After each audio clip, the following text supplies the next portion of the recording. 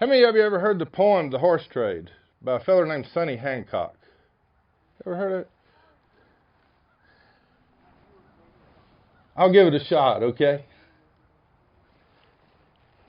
I traded for this horse once. He sure wouldn't take no beauty prize.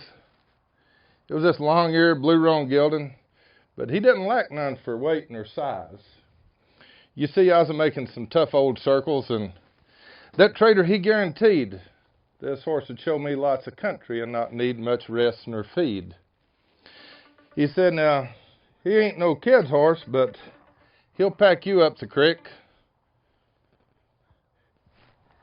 Though it has been rumored he'll buck, and he has been known to kick. So you see, I can't trade him to just anybody without feeling some remorse.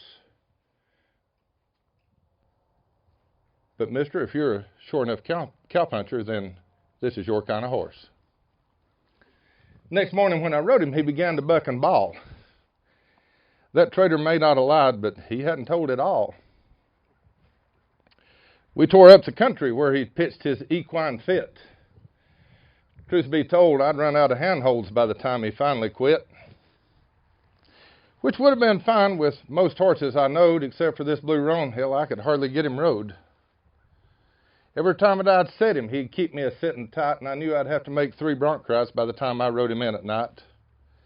I guess he just had my number, and what really weighed on my pride was he was learning to buck hard faster than I was learning how to ride. I rode him in one evening. It was getting sort of late.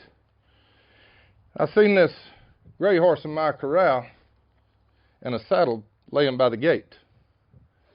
I looked that gray horse over, and I sure liked what I seen. And his owner walked around the corner. He must have been about 16. Said he had lamed the gray coming off a granite grade and wondered if I might have a horse he might be able to trade. Said he didn't have time to stay and rest and let the gray horse heal.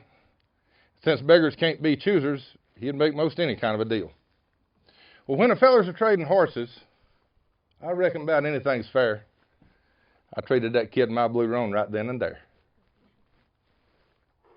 After a while, my conscience got to hurting thinking about what I did of trading that sorry blue roan off on that young and naive kid.